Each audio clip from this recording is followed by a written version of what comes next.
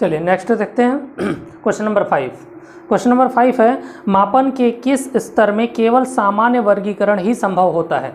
तो मापन के ऑप्शन सुन लीजिएगा, नामित स्तर, क्रमिक स्तर, अंतराल और आनुपातिक। ठीक है, हमने आपको पहली क्लास में बताया था कि नॉमिनल क्या है, ऑर्डिनल क्या है, इंटरवल क्या है और रेशियो क्या है। आप लोग अपना जो भी प्रीवियस वीडियोस हैं उसको ज़रूर देख लीजिएगा। और अगर आप वीडियोस नहीं देख पाते हैं तो हमने आपको ग्रुप में नोट्स भेजा है, नोट्स को पढ़ लीजिएगा और आंसर को एकदम क्लियर कट समझ लीजिएगा।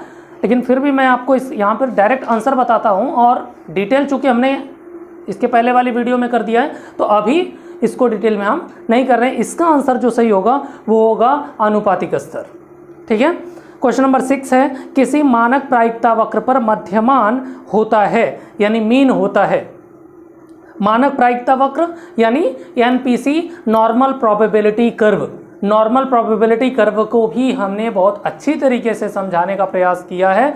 आप लोगों ने अगर वीडियोस देख लिया है तो अच्छी बात है, अगर नहीं देखा है तो आज हमने ग्रुप में जो लिंक भेजे हैं उस लिंक को ध्यान में रख करके उस लिंक पर जाइएगा और लिंक पर जा करके आप वीडियोस को ज़रूर देख लीजिएगा और वहाँ से आप लोग एनपीसी को सही तरीके से पढ़ लीजिएगा ताकि यह आंसर आपका गलत ना हो। यहाँ पे जो इसका आंसर सही होगा वो होगा 0।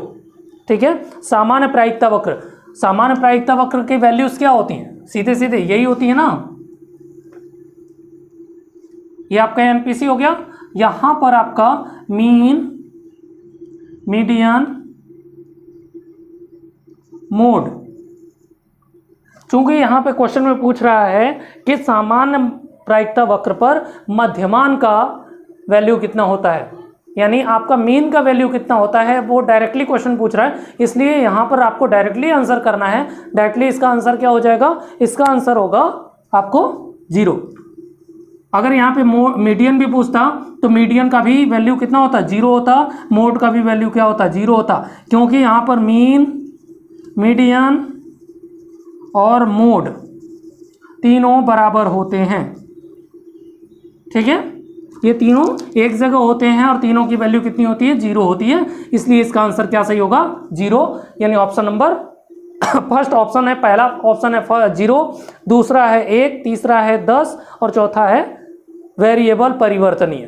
तो इसका जो आंसर सही होगा वो होगा 0। ठीक है, क्वेश्चन नंबर 7 की तरफ आगे बढ़ते हैं। क्वेश्चन नंबर 7 है, निम्न आंकड़ों का मध्यांक ज्ञात कीजिए।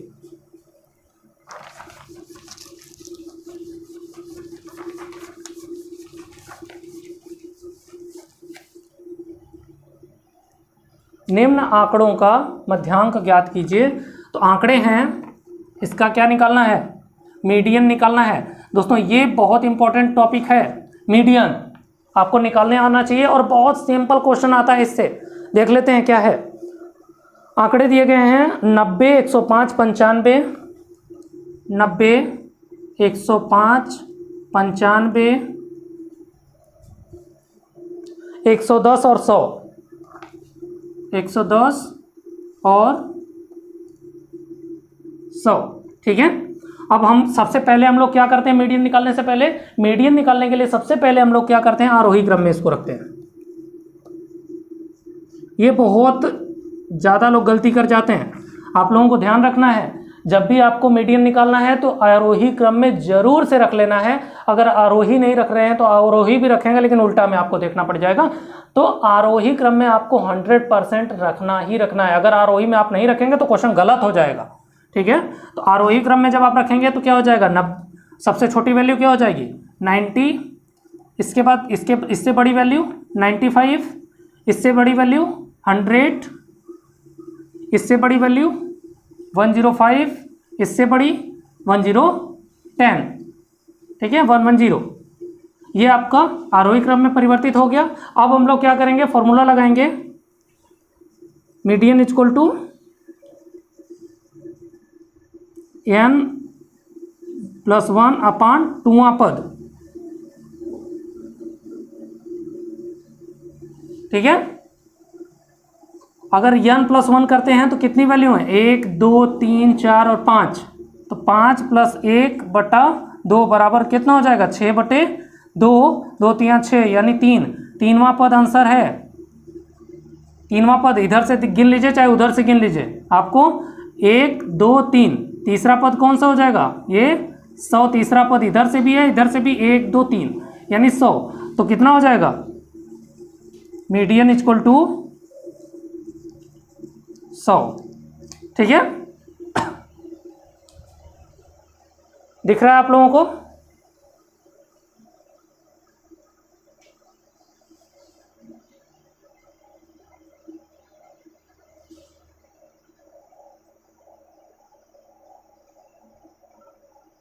चलिए, मीडियन बराबर कितना हो जाएगा आपका 100। ऑप्शन सुन लीजिएगा। ऑप्शन है आपके, पहला ऑप्शन है 100, दूसरा ऑप्शन है 95, तीसरा है 110 और चौथा है 105। आप लोगों को आंसर समझ में आ गया होगा, इसका आंसर क्या सही है 100। ठीक है, ऑप्शन नंबर 1। क्वेश्चन नंबर 8 की तरफ आगे बढ़ते हैं। क्वेश्चन नंबर 8 है दोस्तों, ये जो क्वेश्चन है इस टाइप के क्वेश्चन बहुत बार पूछे गए हैं और आगे भी प्रबल संभावना है इस तरीके के क्वेश्चंस पूछे जाने की। ये आइटम बदले जा सकते हैं, नंबर्स बदले गए हो सकते हैं, लेकिन पूछने का जो तरीका होगा वो यही होगा और सॉल्व करने का जो तरीका होगा वो यही होगा। आपको कोई दूसरा दिमाग नहीं लगाना है। ठीक है, चलिए नेक्स्ट क्वेश्चन देखते हैं।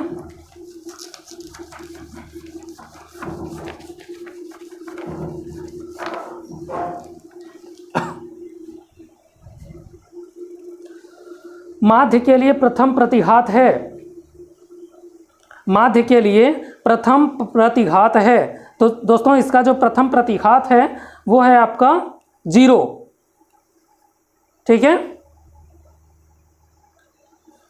ये आपको याद रखना है कि माध्य के लिए जो प्रथम प्रतिघात होता है वो होता है आपका 0। ठीक है, तो ऑप्शन फर्स्ट इसका सही है। आप लोगों को नोट्स मिल जाएगा और नोट्स में ये क्वेश्चंस दिए गए हैं, आप लोग वहां से और अच्छी तरीके से इसको समझ लीजिएगा। ठीक है, क्वेश्चन नंबर 10 की तरफ आगे बढ़ते हैं। केंद्रीय प्रवृत्ति का स्थान सूचक मान है, positional measure of central tendency is. तो क्वेश्चन नंबर 10 का जो आंसर होगा, ऑप्शन सुन लीजिएगा, प्रतिशतांक, बहुलांक, मध्यमान और मध्यांक। पोजिशनल, पोजीशन क्या देता है, मीडियन देता है पोजिशनल। ठीक है, इसका जो आंसर करेक्ट होगा वो होगा आपका, वो क्या होगा, वो होगा आपका मध्यांक, यानी ऑप्शन नंबर 4। चलिए क्वेश्चन नंबर 11 की तरफ आगे बढ़ते हैं। क्वेश्चन नंबर 11 है, निम्न में से कौन केंद्रीय माप को नहीं दर्शाता है। निम्न में से कौन केंद्रीय माप को नहीं दर्शाता है। तो ऑप्शन सुन लीजिएगा, मीन, मोड, परसेंटाइल और median. Measurement of central tendency.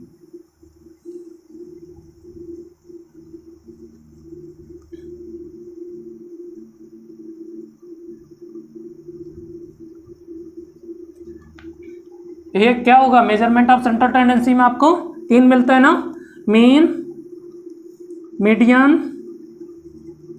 Mode. क्या इसमें परसेंटाइल है, नहीं है, तो इसका आंसर क्या सही होगा, परसेंटाइल। ठीक है, यानी ऑप्शन नंबर 3 सही है। क्वेश्चन नंबर 12 की तरफ आगे बढ़ते हैं। बहुलांक निकालिए। डेटा दिया गया है, उसमें बहुलांक निकालने के लिए बताया गया है।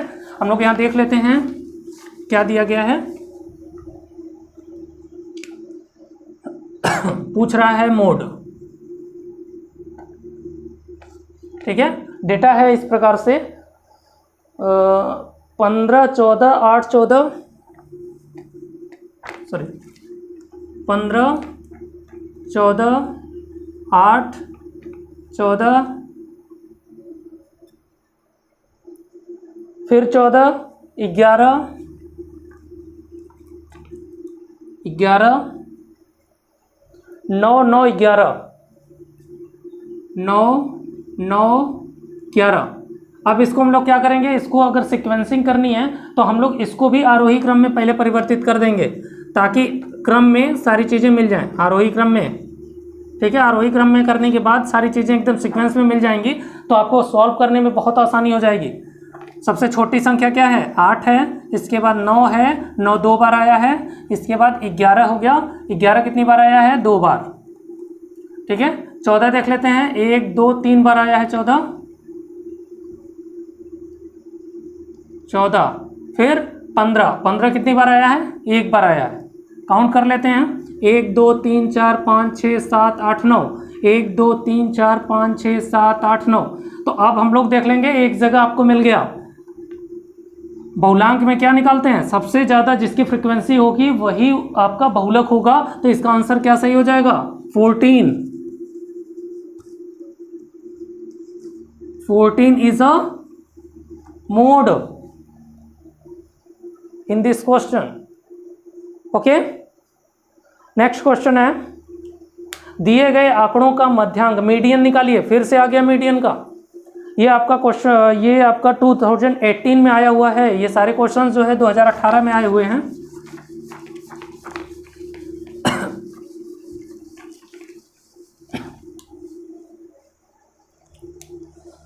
आंकड़े क्या हैं? आपके मीडियन निकालने हैं, मीडियन। ठीक है, आंकड़े हैं 1 2 3 3 4 7। 1 2 2 3 3 4 और 7। ठीक है, 1 2 2 3 3 4 4 3 3 4 और 7। ठीक, अब चूंकि ये पहले से ही क्या है, ये आरोही क्रम में है, तो इसको आपको, हाँ ये पहले से ही आरोही क्रम में है तो इसको आपको छेड़ना नहीं है, इसको एज इट इज रहने देना है। हम लोगों को सीधे सीधे फॉर्मूला लगाना है, क्या? m बराबर n+1 अपॉन नंबर, तो नंबर। ठीक है, तो n+1 क्या हो गया? कितने n है? 1 2 3 4 5 6 7, 7 हो गया। तो 7 + 1 अपॉन 2, 8 अपॉन 2 यानी 4, वहाँ पद, चौथा पद। ठीक है, अब चौथा पद गिन लेते हैं, 1 2 3 4, 3 आ गया। इधर से भी गिनेंगे 1 2 3 4, तो क्या हो जाएगा? मीडियन बराबर m बराबर क्या आंसर आया? आंसर आ गया आपका 3। ठीक है, इसका आंसर क्या सही हो जाएगा? इसका आंसर 3 सही हो जाएगा, यानी option number first. Last question देखते हैं। ये थोड़ा सा कॉम्प्लिकेटेड आपको लगेगा, ये शायद 2019 में आया हुआ है। अब एग्जैक्ट हमको ईयर हमने शायद इसका नोट नहीं किया है। ठीक है, क्वेश्चन नंबर 14, और ये थोड़ा सा कॉम्प्लिकेटेड है। ठीक है, आप लोग लगेगा कि बहुत भारी क्वेश्चन है, लेकिन इससे इजी क्वेश्चन दूसरा कोई है ही नहीं। ठीक है, चलिए, एक विद्यार्थी ने, पढ़ देता हूँ, इसके बाद डेटा सीधे लिखूंगा। ठीक है, एक विद्यार्थी ने विभिन्न क्रेडिट वाले 4 विषयों में अलग अलग ग्रेड प्राप्त किए। ठीक है, जो कि निम्नवत है। उक्त विद्यार्थी के ग्रेड बिंदु मध्यमान ज्ञात करें। क्या? हम पहले इसका लिख रहे हैं, ग्रेड पॉइंट क्या क्या है। चलिए, विषय, क्रेडिट और ग्रेड, क्रेडिट, ग्रेड। ठीक है, विषय में हम लोग देख लेंगे क्या क्या दिया इसमें। A B C D 4 विषय दिया है, A B C और D, ये 4 विषय दे दिए। और पहले वाले में वो क्रेडिट कितना पाता है? 3 3 4 2। A में 3, B में 3, फिर C में 4, फिर D में 2। ठीक है, ये सब इसके क्रेडिट हैं। फिर उसके बाद ग्रेड है इसका 4 2 3 1, 4 3 2 1, ये सब इसके क्या हैं? ग्रेड हैं। पूछ रहा है उक्त विद्यार्थी के ग्रेड बिंदु मध्यमान को ज्ञात करें। ग्रेड बिंदु मध्यमान को ज्ञात करें, तो यानी इसके ग्रेड बिंदु के मध्यमान को हमको ज्ञात करना है। ये सब इतना बड़ा सवाल केवल परेशान करने के लिए दिया है। आपको निकालना क्या है? मीन निकालना है। मीन निकालना है, वो भी किसका? ग्रेड का। किसका? ग्रेड का। आपको ये सब पर एकदम ध्यान नहीं देना है। तो आपको ध्यान क्या रखना है कि जब भी आपके सामने क्वेश्चन आए तो क्वेश्चन को आप एक बार के बजाय 2 बार 3 बार पढ़िएगा तब तक उसको पढ़ते रहिएगा जब तक आपको समझ में ना आए। या फिर अगर आपको लगे कि बहुत टफ है तो सबसे पहले हमारा जो फॉर्मूला होता है वो यही होता है कि इसी क्वेश्चन जो पहले राउंड में आपको एकदम डायरेक्टली क्वेश्चन आ रहे हैं उसको आप एक बार करते चले जाते हैं। जब सेकंड राउंड में लौट करके आते हैं तो थोड़ा समय दीजिए कि इसको फिर से पढ़िएगा। क्वेश्चन का नेचर आपको पहली या दूसरी लाइन में समझ में आ जाएगा। फिर इसके बाद वो क्या कहना चाहता है, क्या उसके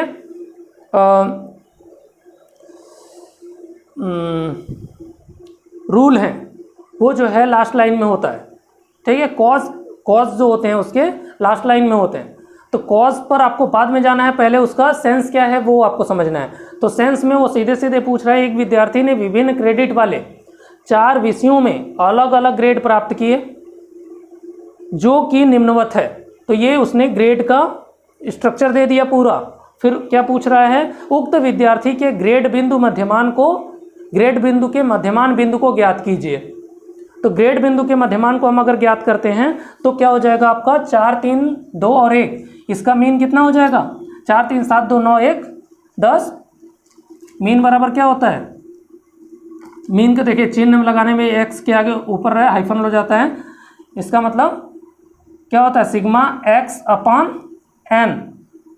एक्स क्या है, ये सब एक्स हैं, 4 3 7 2 9 1 10, तो क्या हो जाएगा 10 बटे एन कितना है 1 2 3 4 4।